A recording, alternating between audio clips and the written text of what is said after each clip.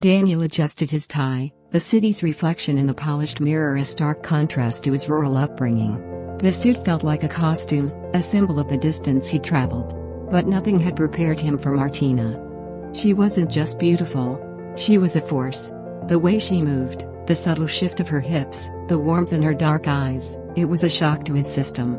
He remembered her as a skinny, mischievous child, always climbing trees and challenging him to races.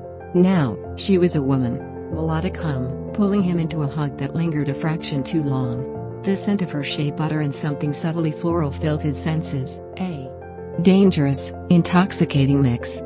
Why now? Why her? He thought, the question swirling in his mind. The family reunion was a cacophony of familiar voices, but Daniel and Martina existed in their own quiet orbit. Every glance, every accidental touch, was charged with unspoken energy. "Do you still remember the mango tree?" she asked. Her voice barely audible above the high-life music. "How could I forget?" He smiled, a bittersweet pang in his chest. That tree, their shared sanctuary, now felt like a symbol of lost innocence, a painful reminder of what could never be. Later, on the balcony, the city lights blurred into a shimmering tapestry. "You've changed, Daniel," Martina said, her eyes searching his. "You're polished." "So have you," he replied, his voice husky. "You're radiant." The silence stretched, heavy with the weight of their unspoken desires. "This is wrong," she murmured, her gaze fixed on the distant lights. "We are family." "I know," he admitted, his heart pounding against his ribs. "But I don't think I can stop wanting you." "It's the years apart, the distance, that have made this so intense," he told himself. "It's just confusion." The first touch was a hesitant brush of fingers, a spark that ignited a wildfire. Then, the kiss, slow, tentative, then desperate.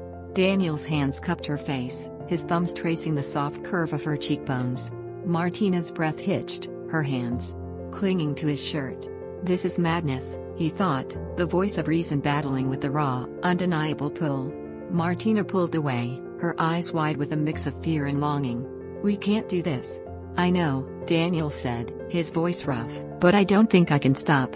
And I don't want to," he admitted to himself. Weeks turned into a torturous dance of stolen glances and suppressed desires. Family gatherings became minefields of unspoken tension.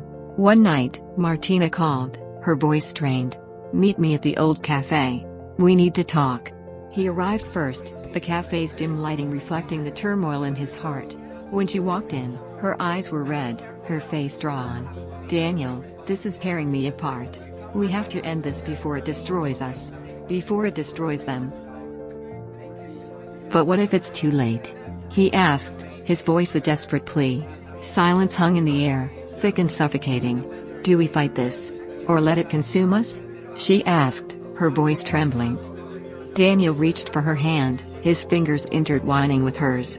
"We can't just walk away, Martina. Not when it feels this real." Martina pulled her hand away, her eyes glistening. "Real? This is forbidden, Daniel. It's taboo. Our families don't live our lives, we do." Daniel stood up, his voice firm. "We can leave. We can build a life away from this if we must." Martina's eyes widened, a flicker of hope battling with fear. "Leave? You'd do that? For you, anything." He reached out and touched her cheek gently. "But we have to be sure. This will not be easy." Martina looked down, her shoulders slumping. I don't know." Daniel took a deep breath, knowing this was the moment of truth. "We don't have to decide tonight. But know this, Martina. I am not going to let anyone, not even our families, take you away from me." Martina looked up, her eyes filled with tears, but also a newfound resolve. "Then, we fight. We find a way." They left the cafe together, hand in hand, the city lights reflecting in their determined eyes. They knew the road ahead would be treacherous, but they were ready to face it, together.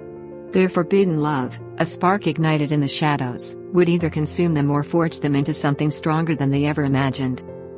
Thank you for watching. Please comment, subscribe or follow and don't forget to share.